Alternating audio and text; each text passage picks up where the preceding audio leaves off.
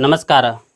मैं डॉक्टर राजकुमार संस्कृत सौर्यम चैनल में आप सभी विद्वज्जन सभी छात्र छात्राओं का हार्दिक स्वागत करता हूं। यदि आप मेरे चैनल पे पहली बार आए हों तो मेरे चैनल को सब्सक्राइब लाइक कर लें, जिससे संस्कृत के सभी ग्रंथों का पंक्तिशः अध्ययन एवं विशिष्ट व्याख्यान को सुन सकें, श्रवण कर सकें, उसका लाभ उठा सकें। संस्कृत के प्रचार प्रसार के लिए इस वीडियो को आप अधिक से अधिक शेयर करें, जिससे सभी संस्कृत अनुरागियों को इसका लाभ मिल सके। आज के विशिष्ट वक्ता का मैं संस्कृत सौर्यम चैनल में हृदय से हार्दिक स्वागत एवं अभिनंदन करता हूं। आइए हम एक विशिष्ट व्याख्यान की तरफ चलते हैं। धन्यवाद। संसार नाट्य निर्माणे यावकाश विधानतः पूर्वरंगायते व्योम मूर्तिं तां शांकरीं नुमः विश्वबीज प्ररोहार्थम्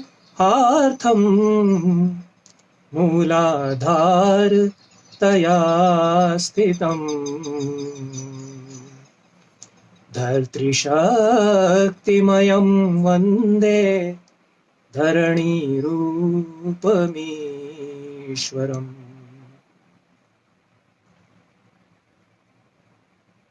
आदौ तावत् अहं संस्कृतशौर्यम् अभिनन्दामि। अस्य ये युवानः नियामकाः सन्ति तेभ्यः अहं साधुवादान् वितरामि। संस्कृतशास्त्रपरम्परायाः पुनरुद्धाराय प्रचाराय प्रसाराय तैः यः उपक्रमः विधीयते सः सर्वथा श्लाघ्यः, सर्वथा वर्धतामयम् उपक्रमः इति अहम् आशासे। नाट्यशास्त्रस्य महावाक्यता इति अद्यतनस्य व्याख्यानस्य विषयः निर्धारितः।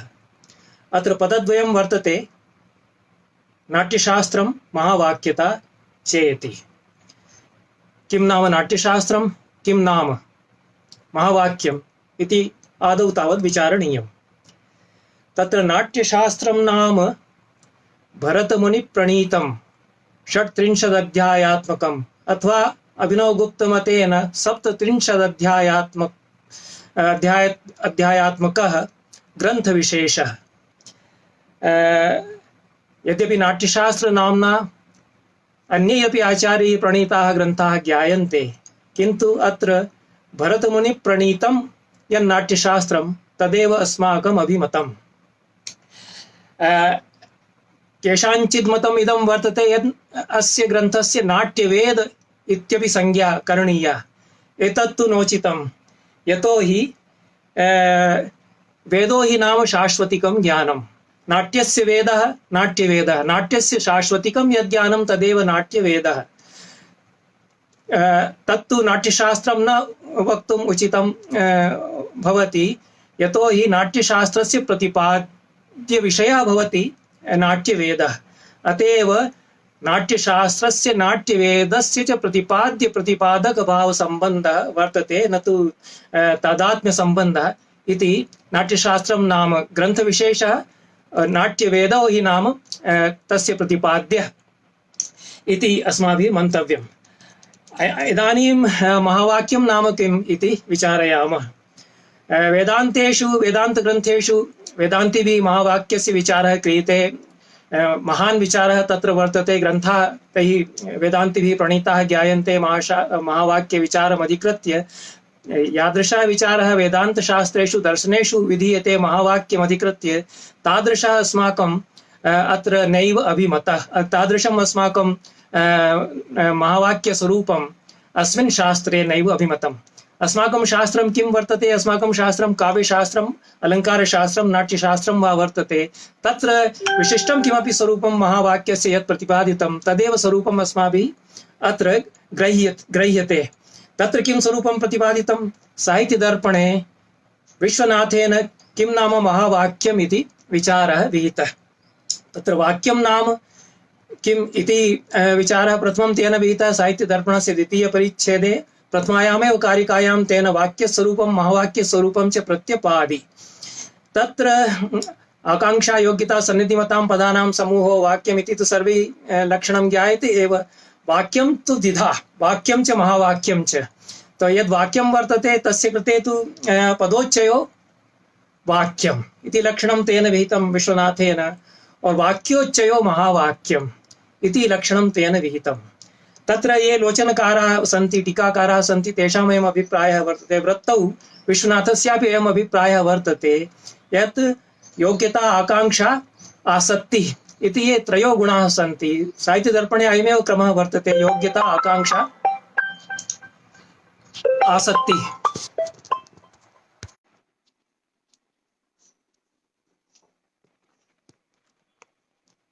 तत्र आयोजकः सूचयति यत् तस्य सिस्टम् मध्ये यत्किमपि अहं वच्मि तद् न दृश्यते, न श्रूयते।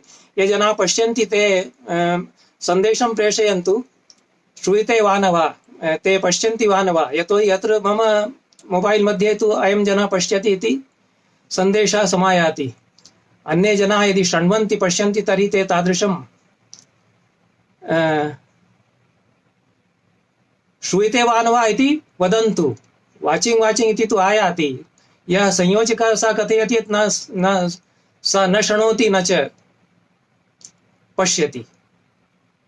तत्र किं करणीयम्? म्यूट् म्यूट्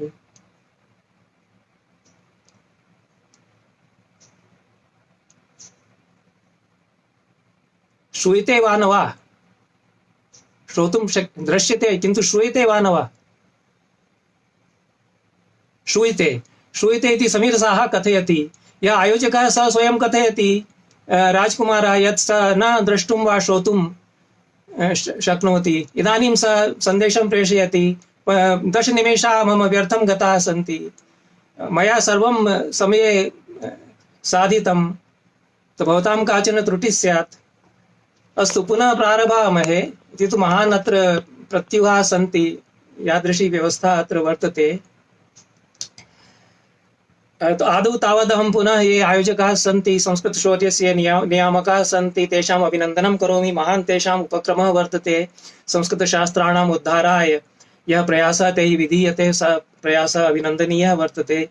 नाट्यशास्त्रस्य महावाक्यता इति अयं विषयः निर्धारितः वर्तते। तत्र पदद्वयं वर्तते, नाट्यशास्त्रं महावाक्यं च। तत्र महावाक्यं नाम किं, नाट्यशास्त्रं नाम किम् इति विचारः अस्माभिः आदौ करणीयः। नाट्यशास्त्रं नाम ग्रन्थविशेषः भरतमुनिः प्रणीतः, 36 अध्यायात्मकः। केचन आचार्याः कथयन्ति यत् नाट्यवेदः नाट्यशास्त्रम् इति पर्यायत्वेन ग्राह्यम्। अभिनवगुप्तस्य मम तावद् इयं मतिर्वर्तते यत् नाट्यवेदः अन्यत्, नाट्यवेदः भिन्नः, नाट्यशास्त्रं नाम भिन्नम्। यतोहि वेदो हि नाम शाश्वतिकं ज्ञानम्। तो नाट्यस्य वेदः, नाट्यस्य शाश्वतिकं ज्ञानं। तच्च नाट्यस्य ज्ञानं वर्तते तत्तु नाट्यशास्त्रस्य प्रतिपाद्यो विषयः वर्तते। अतएव नाट्यशास्त्रस्य नाट्यवेदस्य च प्रतिपाद्य प्रतिपादक भाव संबंधो वर्तते। नाट्यशास्त्रं नाम नाट्यवेदस्य प्रतिपादकः ग्रन्थविशेषः। स च ग्रन्थः 36 अध्यायात्मकः भरतमुनिना प्रणीतः इति परंपरा सम्मतं मतं वर्तते। स एव ग्रन्थः अस्माभिः नाट्यशास्त्रत्वेन अत्र अभिमतः। नाट्यशास्त्रस्य महावाक्यता अत्र विचारणीया। महावाक्यं नाम किम् इति विचारः तत्र करणीयः। वेदान्तेषु महावाक्यस्य विचारः भवति। महान् विचारः तत्र वेदान्तग्रन्थेषु महावाक्यमधिकृत्य वर्तते। तत्र अहं ब्रह्मास्मि, तत्त्वमसि इत्यादयः 4 वा क्वचित् 8 वा 12 वा अन्यथा 4 वा 12 वा 8 वा महावाक्यानि तत्र स्वीक्रियन्ते। तत्र यादृशं स्वरूपं महावाक्यस्य वर्तते, तादृशं स्वरूपम् अत्र अस्माकं शास्त्रे नैव अभिमतम्। अस्माकं शास्त्रं किं वर्तते? अस्माकं शास्त्रम् अलङ्कारशास्त्रं, नाट्यशास्त्रं, साहित्यशास्त्रं वा। तत्र विशिष्टं स्वरूपं महावाक्यस्य प्रतिपादितं।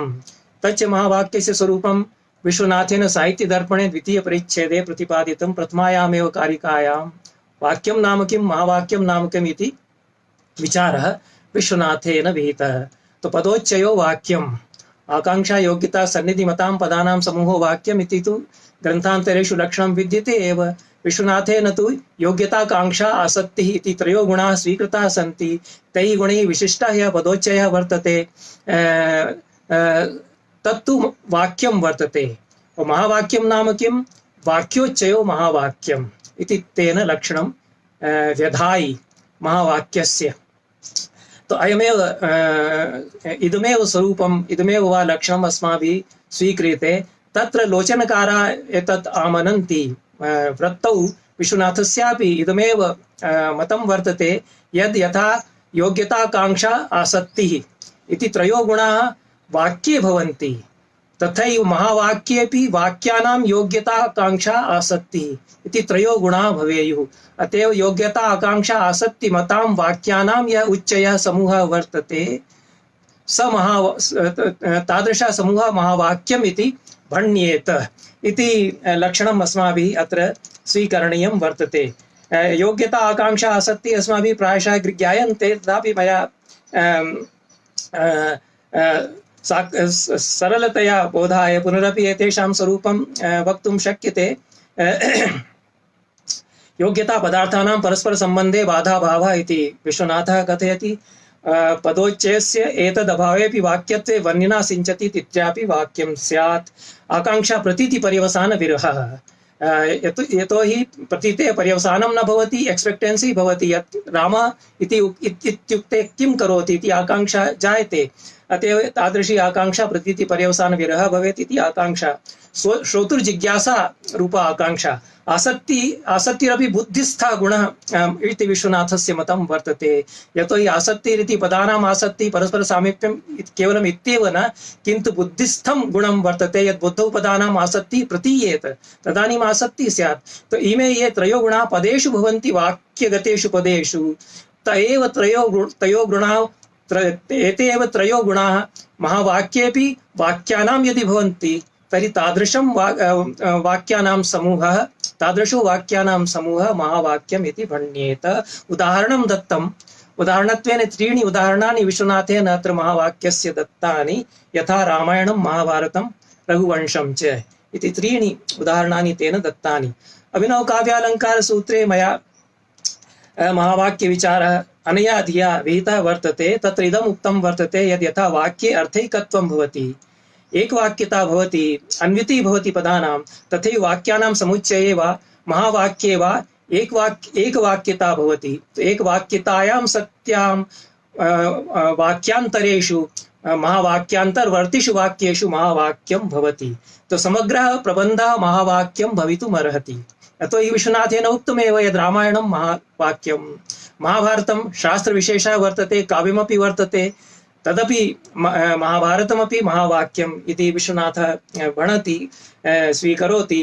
तो प्रबन्धे यानि यानि वाक्यानि सन्ति, न केवलं तेषु वाक्येषु, प्रबन्धे यानि यानि प्रकरणानि सन्ति तेष्वपि आकांक्षा योग्यता आसक्तिश्च यदि परस्परं भवति, इमे त्रयोपि गुणाः तेषु प्रकरणेषु यदा भवन्ति, यदि 36 अध्यायाः सन्ति नाट्यशास्त्रे, तर्हि तेषु सर्वेषु 36 अध्यायेष्वपि आकांक्षा योग्यता आसक्तिश्च भवति, तेन नाट्यशास्त्रं महावाक्यायेत।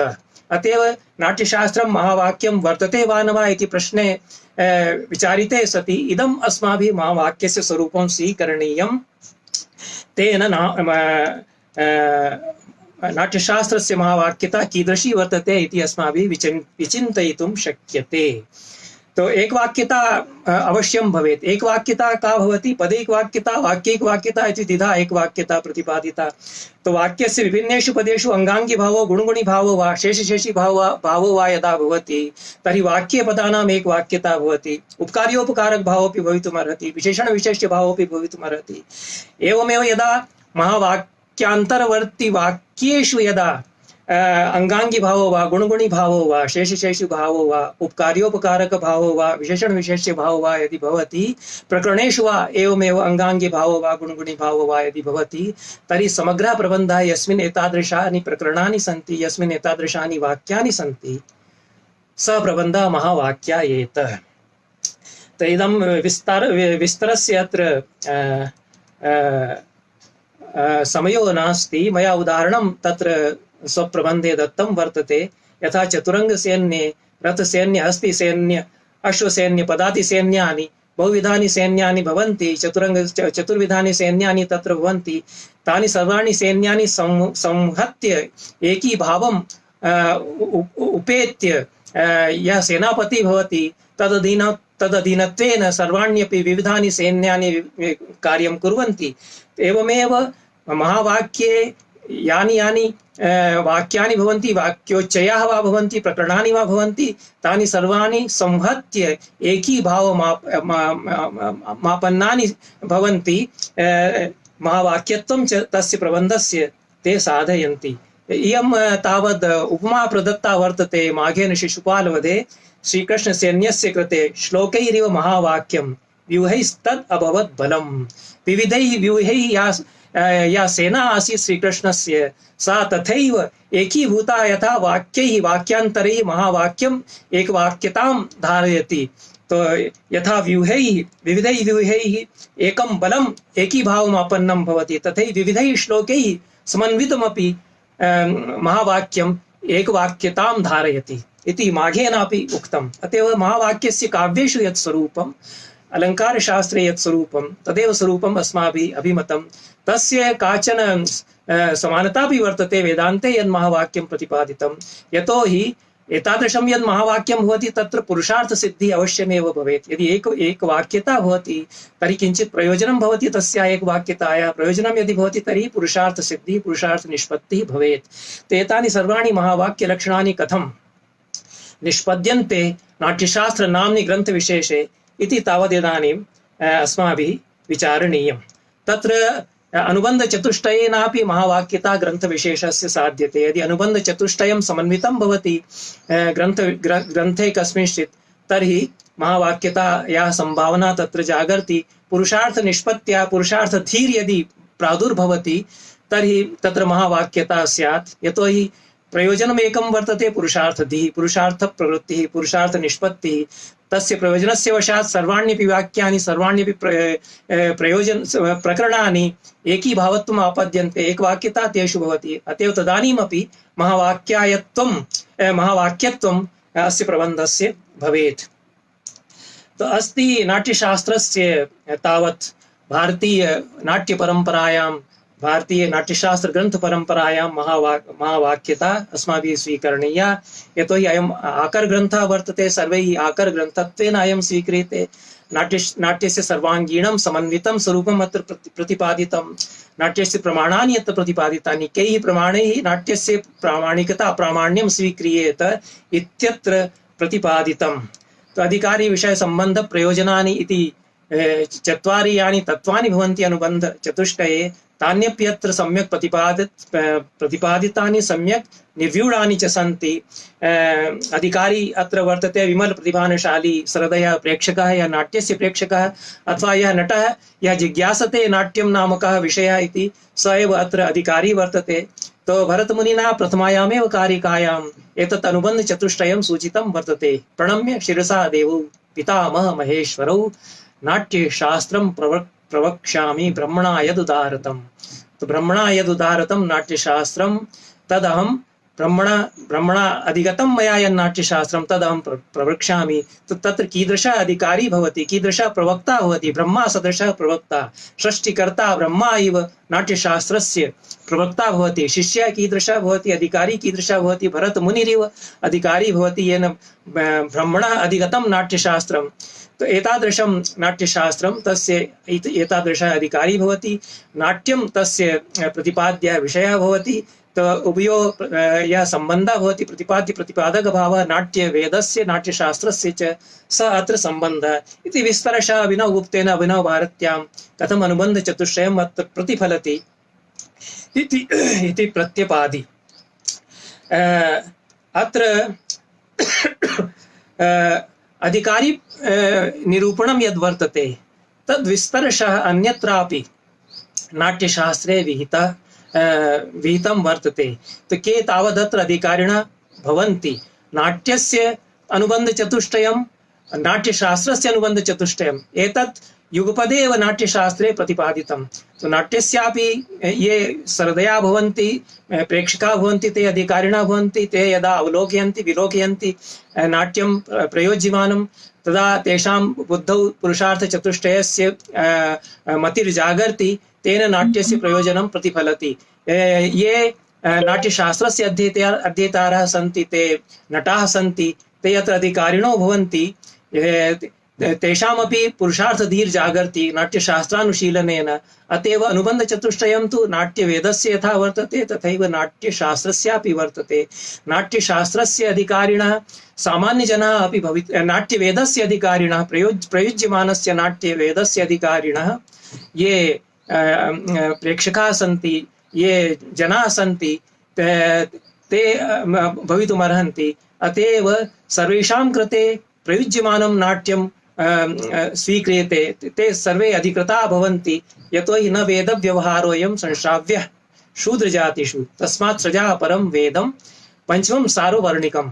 नाट्यवेदो हि नाम पंचमः सार्ववर्णिको वेदः। सर्वेषां वर्णानां कृते अयं वर्तते। सर्वेपि अत्र अधिकृताः भवन्ति नाट्यावलोकनाय इति, तादृशः अत्र अधिकारः वर्णितः वर्तते। अत्र चत्वारः पुरुषार्थाः अत्र कथं प्रतिफलन्ति नाट्यवेदे इत्यपि भरतमुनिना विस्तरशः अत्र प्रतिपादितं नाट्यशास्त्रे। क्वचित् धर्मः, क्वचित् क्रीडा, क्वचिदर्थः, क्वचित् क्षमः। धर्मार्थकाममोक्षाणां सर्वेषाम् अत्र प्रतिपत्तिर्भवति नाट्यस्य अवलोकनेन। अतएव नाट्यं नाम यथा पुरुषार्थप्रतिपादिकं पुरुषार्थधीप्रयोजकं भवति, तस्य अधिकारी विषयसम्बन्ध प्रयोजनानि यथा विचार्यन्ते, तथैव नाट्यशास्त्रस्यापि अधिकारी विषयसम्बन्ध प्रयोजनानि विचार्यन्ते। तेन महावाक्यता अस्य अनुबन्धचतुष्टय विचारेणापि सिद्ध्यति। अनन्तरं च या अन्वितिः वर्तते नाट्यशास्त्रे, तयापि अन्वित्या नाट्यशास्त्रस्य महावाक्यता सिद्ध्यति। अन्वितिः अत्र कथम्, एकवाक्यता अत्र कथं वर्तते, यद् अयं ग्रन्थः संवादरूपः वर्तते। अत्र प्रश्नाः क्रियन्ते। केचन मुनयः भरतमुनिम् आगत्य प्रश्नपञ्चकम् उत्थापयन्ति। ये पञ्चप्रश्नाः तैः विहिताः, तेषां समाधानत्वेन समग्रस्य नाट्यशास्त्रस्य प्रवचनं भरतमुनिना व्यधायि इति नाट्यशास्त्रे उक्तमेव। अतएव प्रश्नपञ्चकस्य समग्रेऽपि ग्रन्थे विचारः कृतः इति कृत्वा अत्र एकवाक्यता वर्तते। कीदृशं प्रश्नपञ्चकं, नाट्यवेदः कथं ब्रह्मन् उत्पन्नः, कस्य वा कृते, कत्यङ्गः, किं प्रमाणश्च, प्रयोगश्चास्य कीदृशः इति नाट्यशास्त्रस्य द्वितीय तृतीय कारिकायामेव केचन आत्रेय प्रमुखाः मुनयः आगत्य भरतं प्रपच्छुः। ते प्रश्नान् कृतवन्तः, पंच प्रश्नान् ते उत्थापितवन्तः। के पंच प्रश्नाः सन्ति, यत् नाट्यवेदः कथम् उत्पन्नः इति प्रथमः प्रश्नः, कस्य कृते अयम् उत्पन्नः इति द्वितीयः, कति अंगानि अस्य सन्ति, कत्यङ्गः अयं नाट्यवेदः इति तृतीयः, चतुर्थः किं प्रमाणः, अस्य प्रमाणं किं वर्तते, पंचमश्च प्रश्नः प्रयोगश्चास्य कीदृशः, अस्य प्रयोगः कीदृशः। अत्र एतेषां पञ्चानामपि प्रश्नानां साकल्येन समाधानं भरतमुनिना समग्रेऽपि नाट्यशास्त्रे विहितम्। अतएव अस्य नाट्यशास्त्रस्य तावत् महावाक्यता सिद्ध्यति। अत्र क्रमशः प्रतिपादनं विहितं वा अथवा यथा यस्य क्रमः, यथा प्रसंगं यस्य क्रमः आयाति तत्तत् प्रकरणं स्वीकृत्य अत्र पञ्चानामपि प्रश्नानां साकल्येन विचारः कृतः इति प्रश्नः उदेति। तो केचन आचार्याः अत्र दोषम् आरोपयन्ति नाट्यशास्त्रे, यदत्र क्रमस्य निर्वाहः न कृतः। येन क्रमेण मुनिभिः प्रश्नाः उत्थापिताः, तेनैव क्रमेण प्रश्नानां समाधानं करणीयमासीत्। किन्तु अत्र आचार्यस्य अभिनवगुप्तस्य इदं समाधानं वर्तते यत् अत्र क्रमनिर्वाहस्य आवश्यकता नोदेति। यतोहि एते सर्वेपि प्रश्नाः परस्परं सम्बद्धाः सन्ति। तो एकस्य प्रश्नस्य विचारे कृते अन्ये प्रश्नाः स्वयमेव तत्र क्वचित् परापतन्ति। अतएव पृथक् पृथक् एकैकं कृत्वा एतेषां पञ्चप्रश्नानां विचारः कर्तुं न शक्यते। प्रथमः यः प्रश्नः वर्तते तस्य विचारः आरब्धः, किन्तु अन्येपि ये प्रश्नाः ते तत्र समन्विताः भवन्ति। तो इति क्रमस्य तथा निर्वाहः अत्र अस्मिन् शास्त्रे नैव अपेक्षते इति नात्र क्रमं प्रतिभरः अस्माकम् इति अभिनवगुप्तः अत्र सूचयति क्रमनिर्वाहस्य तादृशी अत्र अपेक्षा नैव जागर्ति। यतोहि यदि तादृशः क्रमनिर्वाहः अत्र क्रियेत तर्हि व्यवस्था छिद्येत, महावाक्यता नैव सिद्ध्येत। यतोहि यादृशः यथा प्रसङ्गः यथा आगच्छति तथा निरूपणं करणीयं भवति। किन्तु एतेषां पञ्चानामपि प्रश्नानां समाधानं नाट्यशास्त्रे भरतमुनिना विहितम्, अत एव महावाक्यता भवति। प्रथमः यः प्रश्नः वर्तते, नाट्यवेदः कथम् उत्पन्नः, तस्य समाधानं तेन प्रथमे एव अध्याये विहितं।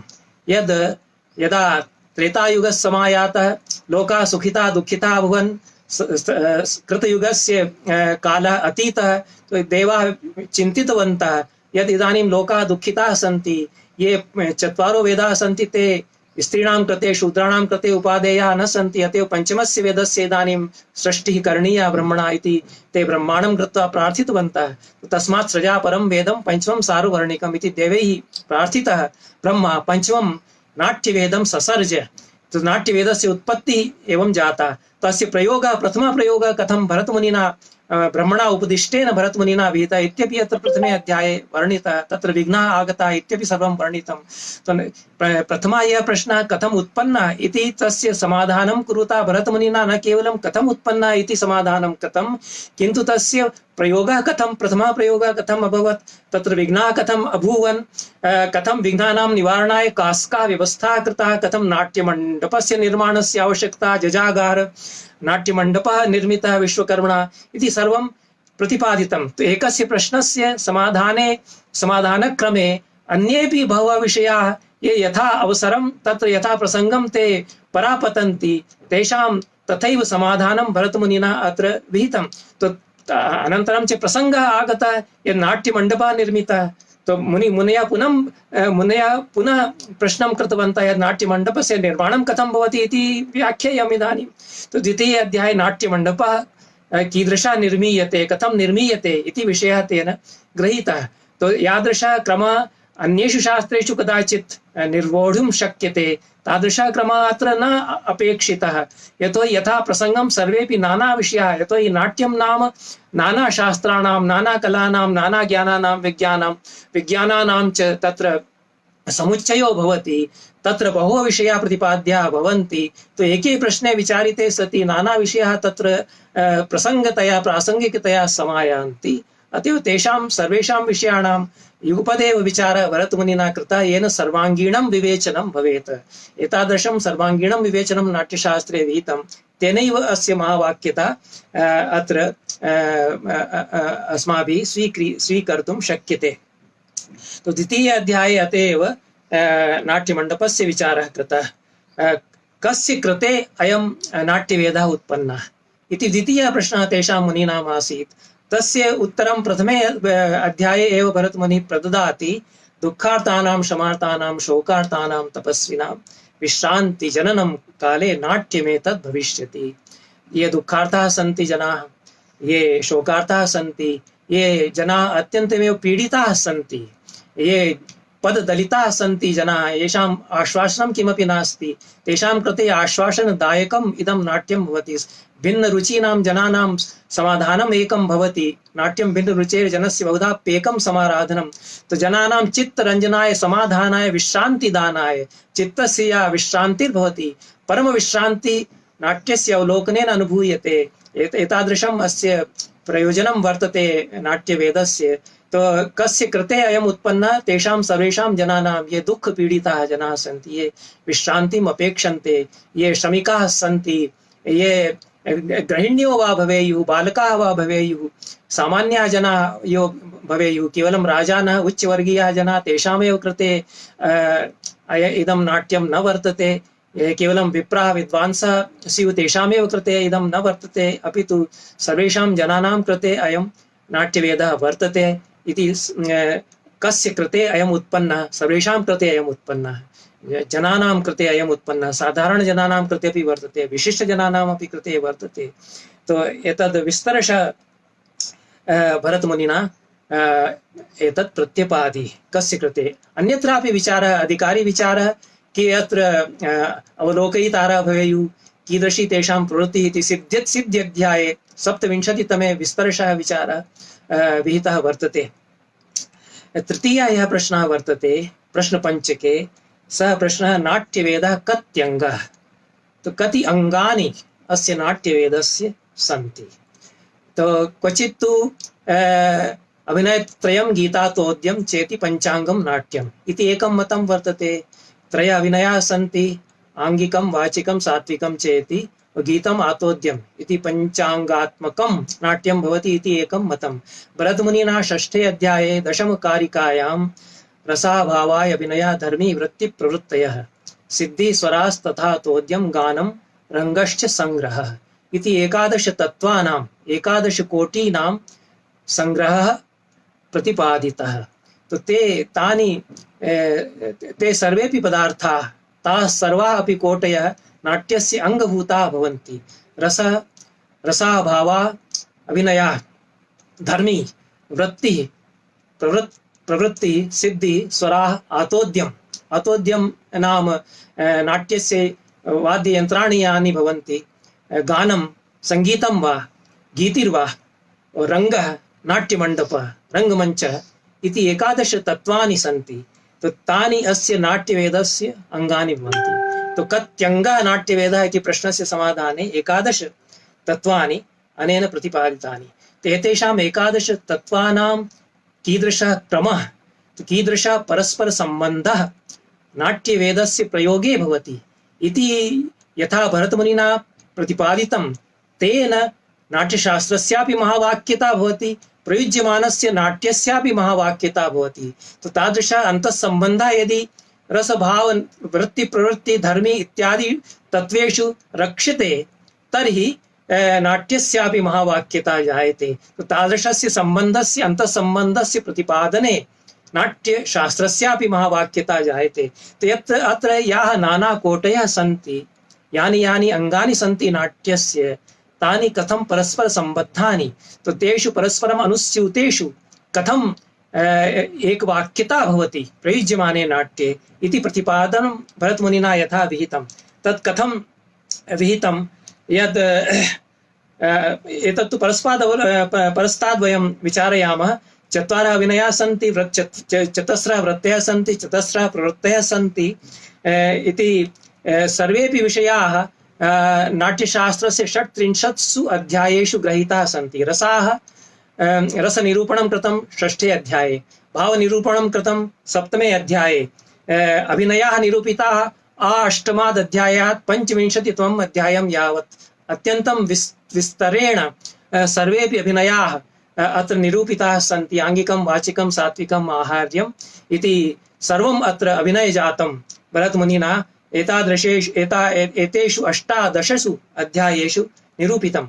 धर्मी भवति द्विविधा, नाट्यधर्मी लोकधर्मी च इति द्विविधा शैली भवति नाट्यप्रयोगस्य, तस्याः विवेचनं कृतं 13 अध्याये। वृत्तयः प्रवृत्तयः निरूपिताः 13 अध्याये, वृत्तीनां समुत्थानं निरूपितं 20तमे अध्याये, सिद्धिः निरूपिता 27तमे अध्याये, स्वराः आतोद्यं चैत्यादिकं सर्वोऽपि गान्धर्ववेदः निरूपितः तेन 28तमात् आरभ्य 24तमम् अध्यायं यावत्। 7 अध्यायेषु संगीतस्य सर्वेपि विषयाः अत्र प्रतिपादिताः सन्ति। रङ्गः नाट्यमण्डपो वा 2 अध्याये निरूपितः इति समग्रेऽपि नाट्यशास्त्रे रसाभावाय अभिनया धर्मी वृत्ति प्रवृत्तयः सिद्धि स्वराः आतोद्यं गानं रङ्गः इति 11 विषयाः द्वितीयाध्यायात् 36तमम् अध्यायं यावत् एते सर्वेपि विषयाः, एतानि सर्वाण्यपि अङ्गानि साकल्येन प्रतिपादितानि इति कृत्वा महावाक्यता पुनः सिद्ध्यति अस्य नाट्यस्य। केचन उपविषयाः एतदन्तर्गताः भवन्ति, तेषामपि प्रतिपादनं भरतमुनिना यथावसरं विहितं। यथा हि पूर्वरङ्गं भवति, नाट्यप्रयोगात् प्राक् पूर्वरङ्गः प्रयोजनीयः, तस्य प्रतिपादनं विहितं 5मे अध्याये। गतिर्भवति, चार्यो भवन्ति, अङ्गहारा भवन्ति, कर्णाः भवन्ति, तेषां प्रतिपादनं 4थे अध्याये विहितः। गतीनां प्रचारः आसनविधानं 12 अध्याये निरूपितं वर्तते। तो एवं तृतीयः यः प्रश्नः वर्तते कत्यङ्गः इति, तस्य प्रश्नस्य तु समाधानं समग्रेपि नाट्यशास्त्रे अनुस्यूतं वर्तते। यतोहि यानि 11 तत्त्वानि सन्ति तानि विस्तरशः द्वितीयादध्यायात् अन्तिमम् अध्यायं यावत् भरतमुनिना प्रतिपादितानि। चतुर्थः यः प्रश्नः वर्तते, नाट्यवेदः किं प्रमाणः? अस्य नाट्यवेदस्य प्रमाणं किं?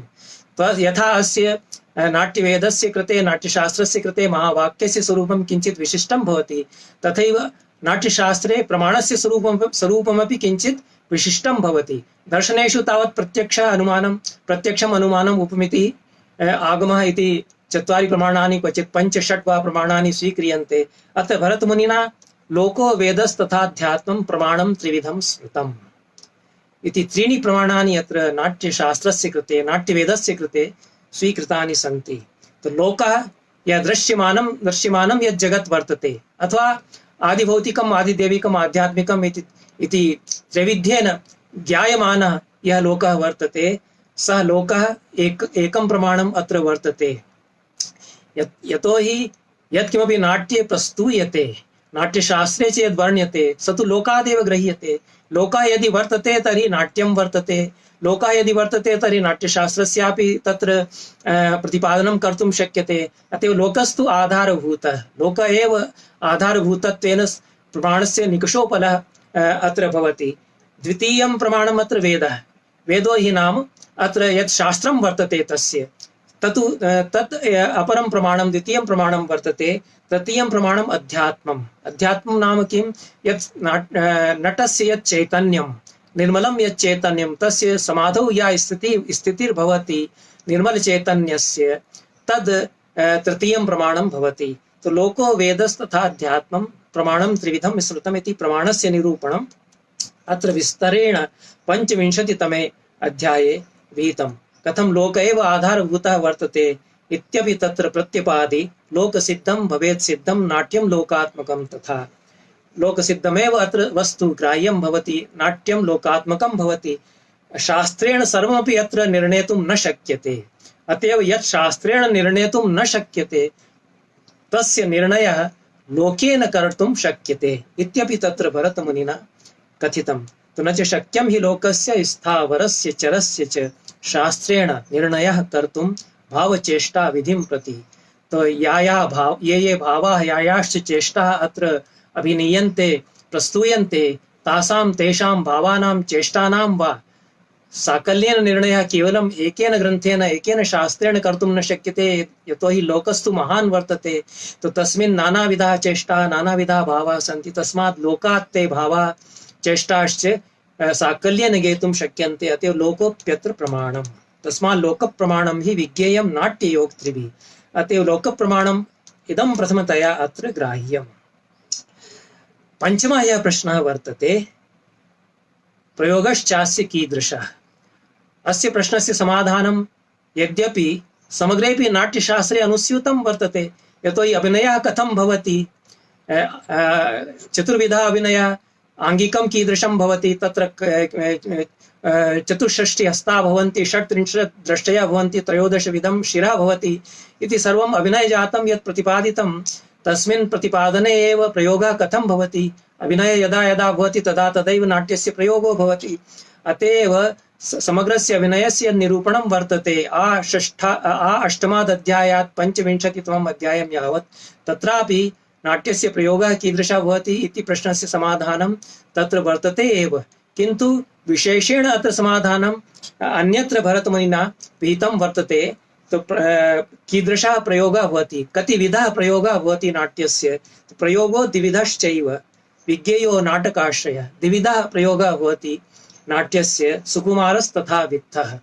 सुकुमारप्रयोगः, आविद्धश्च प्रयोगः इति द्विविधः प्रयोगः भवति। सुकुमारः लालित्य सम्पन्नः प्रयोगः, कैशिकी वृत्ति विशिष्य यत्र भवति तादृशः लयात्मकः मार्दवगुणसम्पन्नः मृदुप्रयोगः भवति सुकुमारप्रयोगः। यः रौद्ररसेन सम्मिश्रितः प्रयोगः भवति, यत्र तत्र उद्धताः गतयः भवन्ति, तादृशः प्रयोगः आविद्धप्रयोगः भवन्ति। तो यानि 10 रूपकाणि भवन्ति तेषु केषाञ्चित् रूपकाणां प्रयोगः सुकुमारप्रयोगः स्यात्, अपरेषां च अन्येषां रूपकाणां प्रयोगः आविद्धप्रयोगः स्यात्। तो नाटकं सप्रकरणं भाणो वीथ्यङ्क एव च सुकुमारप्रयोगाणि एतानि रूपकाणि नाटकं प्रकरणं भाण वीथि अङ्कः इति पञ्च यानि रूपकाणि सन्ति तेषां प्रयोगः सुकुमारप्रयोगो भवति। तत्र उद्धताः गतयो न भवन्ति, तत्र रौद्ररसस्य प्राधान्यं न स्यात्, तत्र शृङ्गारः भवेत्, शृङ्गारो वा रसो भवेत्, वीररसोऽपि भवितुमर्हति, किन्तु लालित्येन सम्पन्नो भवति। तत्र वीरललितो नायकः स्यात्, धीरोदात्तो वा नायकः स्यात्, धीरोद्धतो नायकः तथा न स्यात् इति चत्वारि पञ्चरूपकाणि तु सुकुमारप्रयोगार्हाणि भवन्ति। अन्यानि यानि रूपकाणि सन्ति डिमः समवकारश्च व्यायोगीः मृगौ तथा, एतानि चत्वारि यानि रूपकाणि सन्ति ते तानि आविद्धप्रयोगार्हाणि सन्ति। तो एतानि अत्र असुराः भवन्ति पात्रत्वेन, देवाः भवन्ति, अत्र उद्धतानि पात्राणि भवन्ति एतेषु रूपकेषु डिमे वा समवकारे वा व्यायोगे वा। तो एतेषां रूपकाणां प्रयोगः आविद्धप्रयोगः भवेत्, उद्धतप्रयोगः भवेत् इति द्विविधः प्रयोगः। इति प्रयोगः कीदृशः इति यः प्रश्नः, पञ्चमः प्रश्नः, तस्य इदमपि समाधानं भवितुमर्हति। तो एवं नाट्यशास्त्रस्य समग्रेऽपि ग्रन्थे ये पञ्चप्रश्नाः मुनिभिः विहिताः तेषां समाधानं यथावसरं यथा प्रसङ्गं विहितम् इति महावाक्यता अस्य भवति। नाट्यशास्त्रस्य यः प्रश्नः नाट्यविषये तृतीयः प्रश्नः कृतः कत्यङ्गः इति, तत्र तस्य प्रश्नस्य समाधानावसरे 11 यानि अङ्गानि प्रतिपादितानि, तानि समग्रेऽपि नाट्यशास्त्रे प्रतिपादितानि, तेनापि अत्र एकवाक्यता नाट्यशास्त्रस्य भवति, महावाक्यता अत्र भवति, तेन समग्रेऽपि ग्रन्थे अन्वितिः वर्तते इति कृत्वा नाट्यशास्त्रस्य महावाक्यत्वं सिद्ध्यति। अन्यत्र अस्माभिः यदुक्तं यत् 11 यानि तत्त्वानि सन्ति, रसाभावा अभिनया धर्मी वृत्ति प्रवृत्तयः सिद्धिस्वरास्तथा तोद्यम गानं रङ्गः इति यानि 11 तत्त्वानि सन्ति, तेषु परस्परं श्रृङ्खलाबद्धतया कश्चन सम्बन्धः वर्तते। तो रसान् विना भावाः न भवन्ति, भावान् यदि रसाः न स्युः, भावाः न स्युः तर्हि अभिनयाः अपि न स्युः, रसा भावाः अभिनया यदि न स्युः तर्हि धर्मी न प्रादुर्भूयेत, रसा भावाः अभिनया धर्मी इति एते न सन्ति तर्हि वृत्तयः प्रवृत्तयोऽपि न स्युः इति परस्परम् एतेषाम् अत्यन्तमेव समवायसम्बन्धः वर्तते। एते सर्वे समवेता भवन्ति, एकं विना अत्र अपरं न तिष्ठति इति एतादृशः सम्बन्धः भवति। कथं परस्परम् एतेषाम् अनुस्यूतत्वं भवति इति अलातचक्रन्यायेन एते आयान्ति गच्छन्ति च, पृथक् पृथक् एतेषाम् अत्र प्रतीतिः नाट्ये प्रयुज्यमाने न भवति। यद् एते रसाः अस्माभिः अनुभूयन्ते, एते भावाः सन्ति, इयम् एतादृशी वृत्तिर्वर्तते, इयम् एतादृशी प्रवृत्तिर्वर्तते इति नाट्यस्य अनुभूतिकाले इति पृथक् पृथक् एतेषां तत्त्वानाम् अत्र अनुभूति न भवति, किन्तु एतेषां तादृश अलातचक्रन्यायेन सम्मिश्रणं भवति, परस्परम् अनुस्यूतत्वम् एतेषां भवति, यद् एकं विना अपरम् अत्र न तिष्ठति इति सम्बन्धः अत्र प्रतिपादितः। तत्र क्वचित् संख्यादृष्ट्यापि सम्बन्धाः एतेषां भरतमुनिना प्रतिपादिताः। ते च सम्बन्धाः इत्थं सन्ति यत् 4 मूलरसाः सन्ति। तत्र 8 रसाः प्रतिपादिताः, शान्तश्च 9मो रसः इत्यपि प्रतिपादितं, किन्तु ये 8 रसाः सन्ति तेषु 4 रसाः मूलरसाः सन्ति इति भरतमुनिना उक्तं। तो 4 हि तत्र मूलरसाः, शृङ्गारः, वीरः, रौद्रः, अद्भुतश्च इति 4 तत्र मूलरसाः सन्ति। तैः अन्ये अवान्तररसाः जायन्ते, अद्भुतो न भवति, बीभत्सो रसो भवति मूलरसेषु। तो शृङ्गारः, वीरः, रौद्रः, बीभत्सश्च इति 4 मूलरसाः भवन्ति। एतेभ्यः 4 मूलरसेभ्यः 4 अवान्तररसाः जायन्ते। शृङ्गारात् जायते हास्यः, वीराच्च अद्भुतो रसः, रौद्रात् करुणो रसः, बीभत्साच्च भयानकः इति भरतमुनिना उक्तं। तो इति अन्तःसम्बन्धः कश्चन रसेषु परस्परं भरतमुनिना प्रतिपादितं। तो अयम् अन्तःसम्बन्धः अवश्यमेव मन्तव्यः, यतोहि पुरुषार्थपरत्वं एतेषां रसानां भवति। यदि पुरुषार्थधीर् न भवति, पुरुषार्थ प्रवृत्तिर्न भवति, तर्हि रसोऽपि तत्र न स्यात्। अतएव मनोरञ्जने चित्तरञ्जने रसास्वादे च अयमेव भेदः भवति। अस्माभिः चलचित्रं विलोक्यते, तत्र अस्माकं चित्तरञ्जनं जायते, किन्तु पुरुषार्थधीः भवति वा न वा इति तत्र आवश्यकं नास्ति। अस्माकं मनोरञ्जनं भवति, किन्तु नाट्यस्य यानि यानि अङ्गानि सन्ति तेषां यदा प्रयोगः भवति सर्वेषां, तदा पुरुषार्थधीः अवश्यमेव भवेत्। तो पुरुषार्थ प्रतिपादकत्वेन एतेषां परस्परम् अन्तःसम्बन्धः भवति। तो शृङ्गारः कामपुरुषार्थेन सम्बद्धः वर्तते, वीरो धर्मपुरुषार्थेन सम्बद्धो वर्तते, रौद्रो रसः अर्थपुरुषार्थेन सम्बद्धो वर्तते, विभत्सश्च रसः मोक्षपुरुषार्थेन सम्बद्धो वर्तते। कथम् एतेषाम् एकैकशः चतुर्भ्यः पुरुषार्थेभ्यः अनिवार्यः सम्बन्धः वर्तते, समवाय सम्बन्धः एतेषां चतुर्भ्यः पुरुषार्थेभ्यः वर्तते। यदि शृङ्गारो रसः वर्तते, तर्हि कामपुरुषार्थस्य निष्पत्तिः कामपुरुषार्थधीः अवश्यमेव भवेत्। यदि वीररसो वर्तते, तर्हि धर्मपुरुषार्थधीः अवश्यमेव तत्र भवेत् इति तत्र तर्कसङ्गत प्रणाल्या भरतमुनिना अभिनवगुप्तेन च तत्र साधितम्। अतएव यदि चत्वारो मूलरसाः सन्ति, तर्हि चतुर्भ्यः मूलरसेभ्यः एते चत्वारः पुरुषार्थाः निष्पद्यन्ते। अतएव चत्वारः एव मूलरसाः मन्तव्याः, यतोहि पुरुषार्थास्तु चत्वारः एव सन्ति। तेभ्यः चतुर्भ्यः मूलरसेभ्यः हास्यम्, अद्भुतः, करुणः, भयानकः इति चत्वारः अवान्तररसाः निष्पद्यन्ते। एतेषां चतुर्णां मूलरसानाम् अवान्तररसानां च क्रमशः सम्बन्धः आहार्य वाचिक आंगिक सात्विकैः अभिनयैः भवति। शृङ्गाररसस्य विशिष्टः सम्बन्धः आहार्येण अभिनयेन भवति। तत्र सज्जा क्रियते, शृङ्गारः विधीयते, तो शृङ्गाररसस्य सम्बन्धः विशिष्य आहार्येण अभिनयेन वर्तते। वीररसस्य धर्मपुरुषार्थेन यथा सम्बन्धः, तथैव वाचिकेन अभिनयेन सम्बन्धः अस्य रसस्य वर्तते। यतोहि धर्मप्रतिपादनं वाचा विधीयते। तो यत्र यत्र वीरो रसः समुल्लसति तत्र वाचिकाभिनयस्य विशिष्य प्राधान्यं भवति। यथा मुद्रा राक्षसे वीरो रसः वर्तते, तत्र वाचिकाभिनयः अङ्गीभूतः भवति।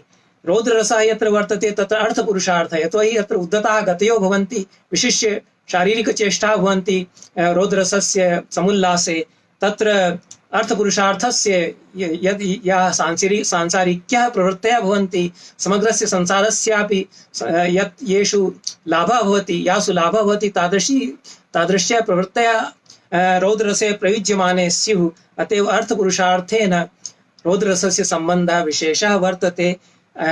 यदा रौद्रः भवति, तर्हि अवान्तररसत्वेन करुणो रसः भवेत्, यतोहि तत्र शोकः स्यात्। रौद्ररसे प्रयुज्यमाने अपरेषां तत्र काचन हानिः स्यात्। अतएव अवान्तररसत्वेन तत्र करुणो रसः स्यात्। विभत्से रसे जुगुप्सा जायते, जुगुप्सा तत्र स्थायी भावः, तो तत्र संसारात् जुगुप्सा जायते, विरक्तिः जायते। अतः विभत्से प्रयुज्यमाने वैराग्य भावः उदीयेत, वैराग्य भावे उदयमाने मोक्षप्रवृत्तिः मोक्षधीर् जायेत इति कृत्वा विभत्सस्य तत्र शुद्धः उद्वेगी चेति द्विविधः वीररसः तत्र भरतमुनिना अभिनवगुप्तेन च प्रत्यपादि। तो शुद्धस्य विभत्सरसस्य तत्र मोक्षधीः अवश्यमेव भवेत् विभत्सरसे तस्मिन् प्रयुज्यमाने इति तत्र विस्तरशः प्रतिपादितम्। अतएव विभत्सस्य मोक्षपुरुषार्थेन सम्बन्धः भयानकः तस्य अवान्तररसः वर्तते। एतेषां चतुर्णामपि रसानां चतुर्विधैः अभिनयैः सह क्रमशः सम्बन्धः वर्तते आहार्यवाचिक आंगिक सात्विकैः। एतेषां च चतुर्णाम् अभिनयानां कैशिकी, भारती, आर्भटी, सात्वती इति चतुस्रिभ्यः वृत्तिभ्यः सम्बन्धः भवति। क्रमशः आहार्यस्य कैशिकी वृत्त्या भवति सम्बन्धः, वाचिकस्य भारती वृत्त्या सम्बन्धो भवति, आंगिकस्य आर्भटी वृत्त्या सम्बन्धो भवति। यतोहि तत्र उद्धताः गतयः भवन्ति आर्भट्यां वृत्त्यां, सात्विकस्य सात्वती वृत्त्या सम्बन्धो भवति। तथम एवं एतेषां एकादश तत्त्वानां यथा यथा चतुर्धा विभागः विहितः येषां तेषां क्रमशः चतस्रिभ्यः अन्तःसम्बन्धः कथं भवति इति यत्र नाट्यशास्त्रे प्रतिपादितं। तो चतुर्विधा पुरुषार्थाः तेषां क्रमशः सम्बन्धः चतुर्विधेभ्यः मूलरसेभ्यः। एतेषां चतुर्विधानां मूलरसानां सम्बन्धः चतुर्भ्यः अवान्तररसेभ्यः। एतेषां चतुर्णां मूलरसानाम् अवान्तररसानां च सम्बन्धः चतुर्विधेभ्यः क्रमशः चतुर्विधेभ्यः अभिनयेभ्यः। एतेषां चतुर्विधानाम् अन्तःसम्बन्धः क्रमशः चतस्रिभ्यः वृत्तिभ्यः। एतासां चतस्रीणां च वृत्तीनां क्रमशः तथैव सम्बन्धः चतस्रिभ्यः प्रवृत्तिभ्यः। दाक्षिणात्या अवन्ती मागधी पाञ्चाली इति याश्चतस्रः वृत्तयः प्रतिपादिताः तासां सम्बन्धः एतैः चतुस्रिभिः तथैव क्रमेण घटेत इति एतादृशी व्यवस्था अत्र वर्तते। इयम् अस्माभिः शास्त्रधिया ज्ञातुं शक्यते। जटिला व्यवस्था वर्तते, किन्तु यदा नटः यदा प्रयुनक्ति तदा एतादृशाः अन्तःसम्बन्धाः स्वतः एव तत्र स्थाप्यन्ते। अत्र तत्र तर्कसङ्गतः एतादृशः सम्बन्धः भवति। तथैव चतुर्विधाः नायकाः भवन्ति। धीरललितः, धीरोदात्तः, धीरोद्धतः, धीरशान्तः। एतेषामपि चतुर्विधानां नायकानां तथैव चतुर्विधैः रसैः क्रमशः सम्बन्धो घटेत। धीरललितस्य शृङ्गारेण रसेन सम्बन्धः, तेन कामपुरुषार्थेन सम्बन्धः। हास्यं तत्र हास्यरसस्तत्र अवान्तररसः स्यात्। आहार्य अभिनयः तत्र विशिष्य स्यात्। कैशिकी वृत्ति तत्र विशिष्य स्यात्। धीरोदात्तः यः नायकः वर्तते तस्य सम्बन्धः वीररसेन वर्तते। यत्र यत्र वीरोरसः तत्र तत्र धीरोदात्तः नायकः स्यात्। धर्मपुरुषार्थेन तस्य सम्बन्धः भवति। भारतीवृत्ति विशिष्य तत्र स्यात्। वाचिक अभिनयः तत्र विशिष्य स्यात्। एवमेव धीरोद्धतो यः नायकः वर्तते तस्य रौद्रेण रसेन विशिष्य सम्बन्धः। आङ्गिकं तत्र विशिष्य भवेत् तस्य अभिनये। आङ्गिकाभिनयः विशिष्य उपादीयेत। आर्भटी वृत्तिः तत्र यत्र उद्धतः गतयः भवन्ति तादृशी आर्भटी वृत्तिः विशिष्य भवेत् इति एतादृशः सम्बन्धः धीरोद्धत नायकस्य आर्भट्या वृत्त्या आङ्गिकाभिनयेन करुणरसेन रौद्ररसेन मूलरसेन अर्थपुरुषार्थेन च भवति। पाञ्चाली वृत्तिर्भवति, सात्वती वृत्तिर्भवति। तस्या सात्विकेन अभिनयेन विभत्सेन रसेन मोक्षपुरुषार्थेन च विशिष्य सम्बन्धो घटेत। एवं चत्वारः भेदाः कृताः, तेषां क्रमशः अन्तःसम्बन्धाः प्रतिपादिताः। एतादृशी नेटवर्किंग अत्र कृता वर्तते, जटिला व्यवस्था वर्तते। तेन कथम् अनुस्यूतत्वं वर्तते सर्वेषामपि तत्त्वानाम्। एतेषां तत्त्वानां ये अवान्तरभेदाः भवन्ति ते अवान्तरभेदाः अपि परस्परम् अवान्तरभेदैः कथं संसर्ज्यन्ते इति एतादृश संश्लेषः अत्र प्रतिपादितः भवति। स च संश्लेषः निर्वोढव्यो भवति नाट्यप्रयोगे। तो कथं तादृशः संश्लेषः अस्माभिः निर्वोढव्यः इति व्यवस्था आचार्येण भरतेन नाट्यशास्त्रे प्रतिपादिता। तेन समग्रस्यापि नाट्यशास्त्रस्य महावाक्यत्वं भवति। एतादृशं गम्भीरं शास्त्रम् एतद् वर्तते। मोक्षधिः अत्र अन्ततः भवति, पुरुषार्थधिः अत्र अन्ततः अवश्यमेव स्यात्। अन्यथा तु नाट्यशास्त्रं निरर्थकं स्यात्। यदि पुरुषार्थधिः न जागर्ति नाट्यशास्त्रे प्रयुज्यमाने नाट्यशास्त्रे अधीते सति तर्हि नाट्यशास्त्रस्य अध्ययनं सफलं न भवति। एतादृशं शास्त्रमिदं वर्तते। यथा वेदान्तशास्त्रे अधीते मोक्षधिः जागर्ति, अन्यथा तु वेदान्तशास्त्राध्ययनस्य प्रयोजनं न सिद्ध्येत। तथैव एतस्मिन् शास्त्रे अधीयमाने पुरुषार्थधीर् अवश्यमेव उदीयेत। नाट्यवेदस्य च प्रयोगे सति पुरुषार्थधिः अवश्यमेव भवेत् इति अत्र एतादृशं प्रतिपादनं विहितं। तर्कसङ्गततया तस्य सिद्धिः विहिता इति नाट्यशास्त्रस्य सर्वाङ्गीणत्वं महावाक्यायमानत्वं च अस्माभिः एवं प्रतिपादयितुं शक्यते। अत्र क्वचित् यानि तत्त्वानि सन्ति तेषु तत्त्वेषु क्वचित् चत्वारो भेदाः विहिताः। यथा मूलरसानां चत्वारो भेदाः, अवान्तररसाः चत्वारः, अभिनयाः चत्वारः, वृत्तयः चतस्रः सन्ति, प्रवृत्तयः चतस्रः सन्ति, नायकाः चतुर्विधाः सन्ति, वाद्यान्यपि चतुर्विधानि सन्ति। शुचिरं ततं घनम् अवनद्धम्। अवनद्धवाद्यं तत्र विभत्सेन भयानकेन रसेन विशिष्य सम्बध्येत। घनं वाद्यं रौद्ररसेन आङ्गिकेन आर्भट्या वृत्त्या विशिष्य सम्बध्येत शुचिरं यद्वाद्यं तत्र वर्तते वंशादिकं तत्तु शृङ्गारेण रसेन आहार्येण कैशिक्या वृत्त्या विशिष्य सम्बध्येत। तो वाद्येषु अपि चतुर्विधेषु अयमेव अन्तःसम्बन्धः भवेत्, अयमेव क्रमः भवेत् इति चतुर्धा येषां तत्त्वानां विभाजनं कृतं तेषु प्राधान्येन एतादृशः सम्बन्धः भवन्ति। आत्यन्तिकतया एतादृशः सम्बन्धो न भवति, किन्तु प्राधान्येन एतादृशः सम्बन्धः भवन्ति। तेन काचन सुसङ्गतिः नाट्यशास्त्रे च वर्तते, तो तया च सुसङ्गत्या एकान्वितिः भवति इति अस्माभिः ज्ञातुं शक्यते। क्वचिच्च पञ्चभेदा बहूनां तत्त्वानां प्रतिपादिताः सन्ति। यथा पञ्चाङ्गमपि नाट्यं प्रतिपादितम्, अभिनयत्रयं गीतातोद्यं चेति पञ्चाङ्गं नाट्यं। पंच अवस्था प्रतिपादिता, आरंभ यत्न प्राप्त्याशा निताप्ति फलागम इति पंच अवस्था सर्वैः ज्ञायन्ते। यत्किमपि नाट्यं भवति तस्मिन् नाट्ये कालिदासस्य नाटकं स्यात् अभिज्ञानशाकुन्तलं, भवभूतेः उत्तररामचरितं वा स्यात्, मुद्राराक्षसं वा स्यात्, तत्र नायकस्य इमा पंच अवस्थाः स्युः। आरंभ तेन क्रियते, यत्नः तेन क्रियते, निताप्ति भवति, फलस्य नीता आप्तिः तत्र निश्चीयते, प्राप्त्याशा भवति, फलागमः भवति इति पंच अवस्थाः, फलप्राप्तिः अन्तिमा अवस्था भवति इति पंचावस्था अवश्यं भवेयुः। नाटके यानि अन्यानि रूपकाणि सन्ति तेषु क्वचित् द्वे अवस्थे स्युः, तिस्रो वा अवस्था स्युः, किन्तु साकल्येन पंच अवस्था भवन्ति। यथा पंच अवस्था भवन्ति तथैव पंच सन्धयः भवन्ति। मुखं प्रतिमुखं गर्भ विमर्श उपसंहृतिः इति पंच सन्धयः भवन्ति।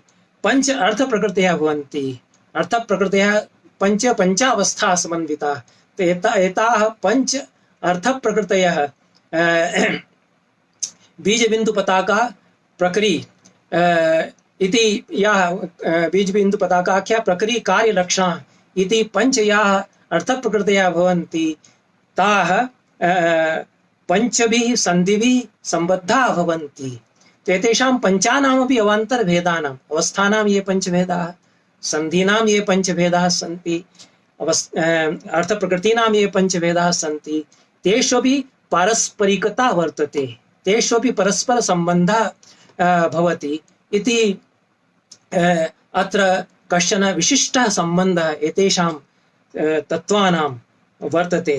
तो तेन नाट्यं तत्र कथं सर्वांगीणं भवति इति भरतमुनिः अत्र प्रतिपादयति। तो पंचानामपि संधीनां, पंचानामपि अवस्थानां,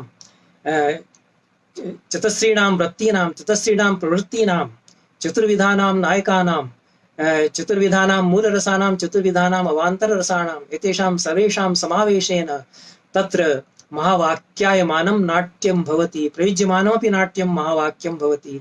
एतेषां प्रतिपादकं यत् शास्त्रं वर्तते तदपि महावाक्यायमानं भवति इति भरतमुनिना कथितं। तो तत्र अहम् 49तमे अध्याये याः कारिकाः सन्ति ताः पठामि। पंचसन्धि चतुर्वृत्ति चतुष्षष्ट्यङ्ग संयुतम्। अत्र अवान्तरभेदानां यः क्रमः वर्तते स तु चतुष्षष्टिपर्यन्तं निर्व्यूढः। यतो हि चतुष्षष्टि हस्ताः भवन्ति, चतुष्षष्टि संध्यङ्गानि भवन्ति।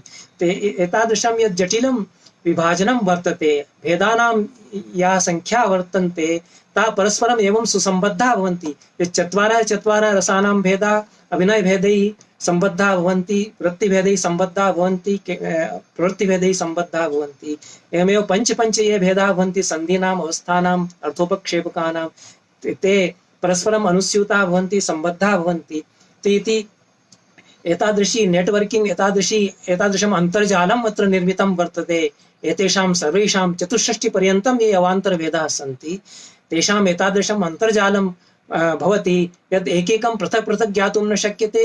प्रतिपादनं तु तत्र विहितं, प्रयोगोऽपि तत्र विहितः वर्तते, किन्तु एकैकशः पृथक् पृथक् बोधो न जायते। अतएव पृथक् पृथक् समाधानं पञ्चानामपि प्रश्नानां न कृतं, पृथक् पृथक् निरूपणम् एकैकशः सर्वेषां तत्त्वानां न कृतं, यतोहि परस्परम् अनुस्यूतत्वं वर्तते। एके प्रतिपाद्यमाने अन्यस्य तत्त्वस्य तस्य स्वतः एव परापतनं भवति। एकेन असम्बद्धम् अन्यत् तत्त्वं न भवति इति कृत्वा समग्रमपि नाट्यशास्त्रं सुसम्बद्धं वर्तते। परस्परसम्बद्धता एतेषु तत्त्वेषु भवति इति कृत्वा एतेषां बहूनां तत्त्वानां साकल्येन सामग्र्येण तथा प्रतिपादनम् अत्र विहितं, येन महावाक्यायमानता अत्र स्फुटं जागर्ति।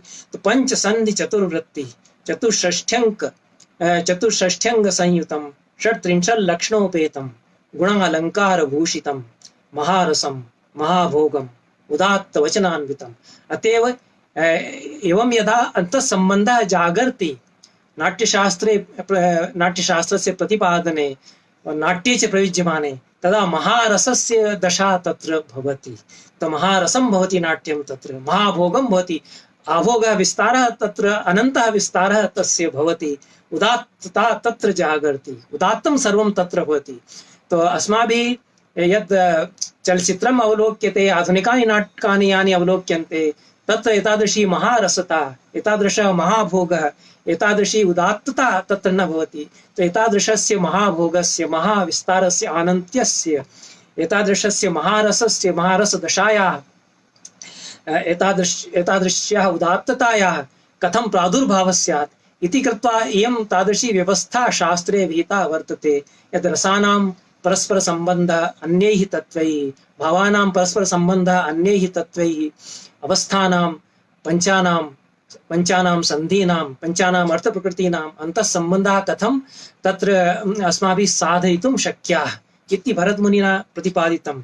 तेन तत्र सर्वं यद् भवति तत् महद् भवति, पूर्णता तत्र जायते। तो उपनिषत्सु यत् प्रतिपादितं पूर्णात् पूर्णमिदं पूर्णात् पूर्णमुदच्यते, पूर्णात् पूर्णमुदच्यते इति नाट्ये प्रयुज्यमाने सर्वं पूर्णं भवति, नाट्यशास्त्रेऽपि सर्वं पूर्णं प्रतिपादितम् इति कृत्वा एतादृशं महारसं महाभोगम् उदात्तवचनान्वितं नाट्यं तत्र अस्माभिः अत्र प्रतिपादितं। तदेव अस्माभिः प्रयोक्तुमपि इष्टम्। एतत् सर्वम् अत्र सुसंश्लिष्टं भवति। तो महापुरुषसञ्चारं साध्वाचार जनप्रियम्। अतएव महापुरुषाणाम् अत्र प्रचारः भवति। पात्रत्वेन ते उदात्ताः नायकाः अत्र उपस्थाप्यन्ते, साधुजनाः अत्र उपस्थाप्यन्ते। सुश्लिष्टसन्धियोगम्, अत्र सन्धीनां यद् विनियोजनं भवति, मुखं प्रतिमुखं गर्भः विमर्शः उपसंहृतिः इति पञ्चसन्धयो ये भवन्ति, तेषामपि सुश्लिष्टः अत्र निर्वाहः भवति। तेन सर्वमपि नाट्यस्य सर्वमपि प्रयोगजातं सुखावहं भवति। एतादृशं नाट्यं भवति। एतादृशस्य नाट्यस्य निर्माणे प्रयोगे नटैः प्रयत्नः विधेयः। एतादृशस्य नाटकस्य रूपकस्य वा निर्माणे कविभिः प्रयत्नः विधेयः। एतादृशस्य नाटकस्य तत्र संधाने अवबोधे यत्नः नटैः विधेयः। ये नाट्यशास्त्रम् अध्येतुमिच्छन्ति तैरपि एतादृशस्य नाट्यशास्त्रस्य अवबोधाय यत्नो विधेयः इति कृत्वा अत्र सर्वं सुसमञ्जसं वर्तते इति अस्माभिः वक्तुं शक्यते। अभिनवगुप्तेन तु आगमदृष्ट्या नाट्यशास्त्रस्य महावाक्यता प्रतिपादिता। तस्य या शैवी दृष्टिर्वर्तते, शैवशास्त्रं तत्र नाट्यशास्त्रे कथं समन्वितं वर्तते, तो शैवशास्त्रस्य या षष्ठिप्रक्रिया वर्तते सा अत्र अनुस्यूता वर्तते इति अभिनवगुप्तः साधयति, तर्कसङ्गतदृष्ट्या साधयति। यतोहि 36 अध्यायाः सन्ति नाट्यशास्त्रे। शैवदर्शने च 36 तत्त्वानि प्रतिपादितानि। तो 36 अध्याय्याम् अस्यां शैवशास्त्र प्रोक्तानि 36 तत्त्वानि एकैकशः प्रतिफलितानि भवन्ति। तत्र आशयः एतद् भवति यद् यथा 36 तत्त्वेषु शैवशास्त्रसम्मतेषु समग्रापि सृष्टिः अनुस्यूता वर्तते। समग्रापि सृष्टिः तत्र वर्तते, 36त्मिका सृष्टिः वर्तते। तत्र सदाशिवः शिवः शक्तिः इति 11 तत्त्वानि तु भिन्नानि सन्ति। 25 तत्त्वानि सांख्यसम्मतानि तत्र सन्ति इति 36 तत्त्वानि शैवशास्त्रसम्मतानि सन्ति। तो तानि सर्वाण्यपि 36 तत्त्वानि नाट्यशास्त्रे आप्रथमाध्यायात् 36 अध्यायं यावत् एकैकशः गृहीतानि इति कृत्वापि महावाक्यता अस्य भवति इति अभिनवगुप्तः प्रत्यध्यायं साधयति। मया संक्षेपेण इदानीं समयः तथा नास्ति, संक्षेपेण प्रतिपाद्यते। शिवः शक्तिः सदाशिवः ईश्वरः सद्विद्या माया, मायायाः पञ्चकञ्चुकानि कला विद्या रागः कालः नियतिः इति पञ्चमायायाः कञ्चुकानि इति एकादश तत्वानि शैवशास्त्रे विशिष्टानि सन्ति। अन्यानि यानि तत्वानि सन्ति तानि सांख्यसम्मतानि सन्ति।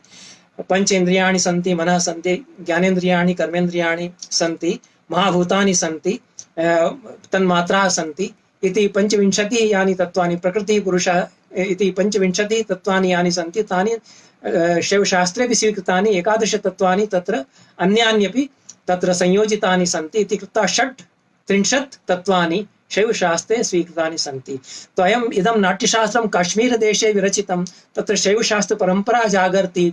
सा च शैवशास्त्रपरम्परा समग्रेपि नाट्यशास्त्रे नाट्यप्रयोगे च तत्र प्रतिफलिता भवति इति एतेषाम् आचार्याणां दृष्टिर्वर्तते। तो प्रथमाध्यायात् व्युत्क्रमेण 36तमं तत्त्वं तत्र वर्तते पृथिवी, अनन्तरं जलं वर्तते, अनन्तरं च अग्निः वर्तते, अनन्तरं वायुः वर्तते, अनन्तरम् आकाशः इति व्युत्क्रमेण स्थूलात् सूक्ष्मं सूक्ष्मतरं सूक्ष्मतमं च तत्त्वं यावद् या यात्रा वर्तते, सा यात्रा नाट्यशास्त्रे प्रथमाध्यायात् 36 तत्त्वं यावत् भवति इति कृत्वा अभिनवगुप्तेन प्रत्यध्यायम् अयं क्रमः प्रतिपादितः। तो विश्वबीजप्ररोहार्थं मूलाधारतया स्थितं धर्तृशक्तिमयं वन्दे धरणीरूपम् ईश्वरम्।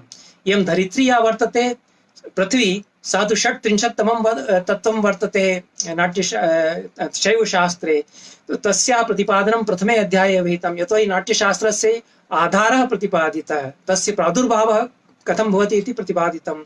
प्रादुर्भावः कस्यापि भवति धरित्र्यामेव सर्वं प्ररोहति। तो नाट्यशास्त्रस्य या धरित्री वर्तते सा अत्र प्रथमे अध्याये प्रतिपादिता इति कृत्वा तत्र आधारभूतं तत्त्वं धरित्री तत्र संगच्छते। प्रथमे अध्याये एवमेव जलमूर्तिः या शिवस्य वर्तते तद्वितीयं तत्त्वं, सा तु जलमूर्तिः शिवस्य प्रतिपादिता द्वितीये अध्याये। तो अनेन क्रमेण प्रत्यध्यायं कथं 36 तत्त्वानि नाट्यशास्त्रे समवेतानि सन्ति इति कृत्वा अस्य नाट्यशास्त्रस्य शैवी सृष्टिः, समग्रापि सृष्टिः अत्र अनुस्यूता वर्तते। ब्रह्माण्डजातम् अत्र समग्रम् अनुस्यूतं वर्तते। तथैव नाट्यस्य प्रयोगेऽपि शैवशास्त्रसम्मता या सृष्टिर्वर्तते सा विश्राम्यति। समग्रापि सृष्टिः तत्र उन्मीलति नाट्ये प्रयुज्यमाने। अतएव नटस्य या अनुभूतिर्वर्तते, प्रेक्षकस्य या अनुभूतिर्वर्तते, कवेर्या अनुभूतिर्वर्तते, सा अनुभूति भिन्ना नास्ति शैव साधकस्य या अनुभूतिः। शिवात्मक शिव सायुज्यस्य या अनुभूतिः वर्तते तदनुरूपैव सा अनुभूतिः वर्तते। या कलानुभूतिः वर्तते, नाट्यानुभूतिः वर्तते, सा शिवानुभूतिरेव वर्तते, तस्या भिन्ना नास्ति इति तत्र प्रतिपादनम् अस्य आचार्यस्य वर्तते। सा अप्रतिमः व्याख्याकारः नाट्यशास्त्रस्य वर्तते। अतएव तस्य या व्याख्या वर्तते सा अस्माभिः विचारणीया वर्तते। तो अयमपि व्याख्याप्रकारः नाट्यशास्त्रे कथं महावाक्यता संगच्छते इति प्रतिपादनस्य वर्तते। तो इति मया कथं नाट्यशास्त्रस्य महावाक्यता संगच्छते इति विमर्शक्रमे प्रश्नपञ्चकस्य विचारः साकल्येन विहितः, एकादश तत्त्वानां विचारः साकल्येन अत्र विहितः, तेषां नानाकोटयः परस्परं कथं सम्बद्धाः सन्ति इति विचारः अत्र साकल्येन विहितः इति सर्वाङ्गीणा दृष्टिः काचन वर्तते। सर्वं समन्वितं सुसमञ्जसं च अत्र नाट्यशास्त्रे विद्यते इति कृत्वा महावाक्यता अस्माभिः स्वीकरणीया इति विचारः कृतः। अभिनवगुप्तेन यः प्रस्तावः विहितः, यः विमर्शः विहितः, यत् शैवशास्त्रसम्मतं समग्रमपि जगत्, समग्रमपि ब्रह्माण्ड जातम् अत्र विश्राम्यति इति तेन साधितं, तस्यापि मतम् अत्र अस्माभिः विचारणीयम्। अत्रैव मया अत्र नाट्यशास्त्रस्य महावाक्यता विषये यः विचारः तस्य समाप्तिः विधीयते। भवद्भिः श्रुतं, यदि किञ्चित् भवतां तत्र पुरुषार्थधिः जागर्ति अनेन विवेचनेन तर्हि अहं धन्योऽस्मि। यथा मति यथा शक्ति मया विवेचनं विहितं, गम्भीरं विवेचनम् अभवत्। ये तत्र श्रोतारः सन्ति ते सर्वे धन्यवादारः। भवन्तः सर्वेपि सर्वेभ्यो साधुवादान् वितरामि। अत्रैव मया विरम्यते।